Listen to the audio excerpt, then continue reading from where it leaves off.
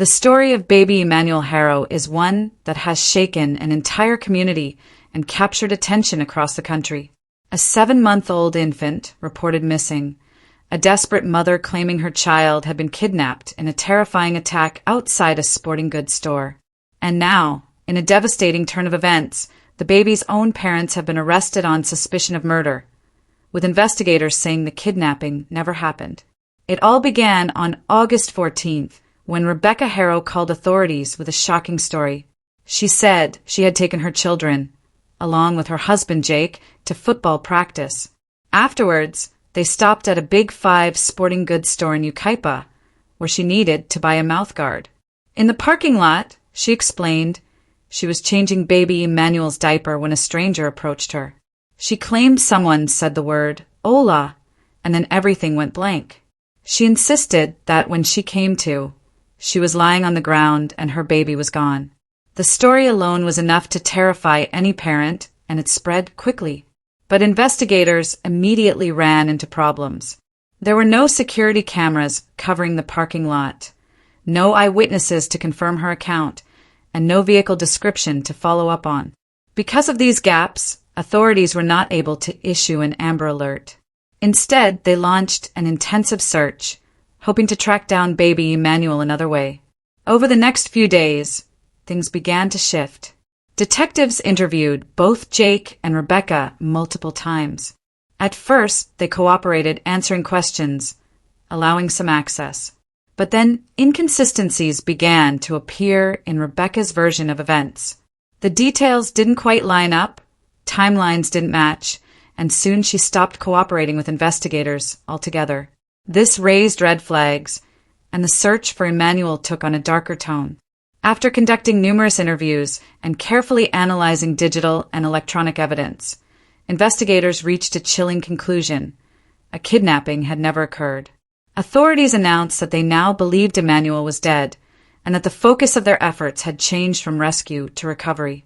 The next shocking development came when law enforcement moved in on the Haro home in Cabazon, about 90 miles east of Los Angeles. Video captured by neighbors and posted online showed a heavy police presence, tactical vehicles, and officers leading both Jake and Rebecca away in handcuffs. The community that had once rallied around the search was now stunned by the possibility that the parents themselves could be responsible for Emmanuel's disappearance. Adding to the weight of the case was Jake Haro's history. Records revealed that he had previously pleaded guilty to child cruelty charges in Riverside County in 2018. He was convicted and jailed in 2023, though his lawyer has since clarified that he did not serve a full prison sentence due to a plea deal. At the time of his arrest last week, he was still on probation from that earlier conviction. As this heartbreaking case unfolded, advocacy groups that had initially stepped up to help began to change their stance. The Uvalde Foundation for Kids, which had quickly offered a $5,000 reward for Emmanuel's safe return, withdrew its support just a day later. In a statement, the group explained that from the very beginning they had suspected something darker, and that their focus now would be on helping the community heal and supporting the ongoing effort to recover Emmanuel's remains.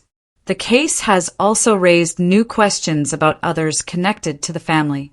Advocates and community leaders have urged investigators to look not only at Jake and Rebecca, but also at extended family members, including Emmanuel's grandmother. They insist that every possible angle must be examined because the community, and most importantly, baby Emmanuel, deserves justice. For neighbors in Cabazon, for those who gathered at vigils and built small memorials, and for parents everywhere watching this story unfold, the emotions are raw. Anger, confusion, sorrow, and disbelief all mixed together. How could something so tragic happen to a child so innocent and so young? The sheriff's department has been clear.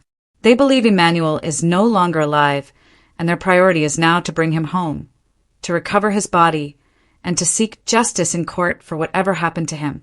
In the words of Sheriff Shannon Dykes, this is a tragic case, but one where the justice system must now take its course.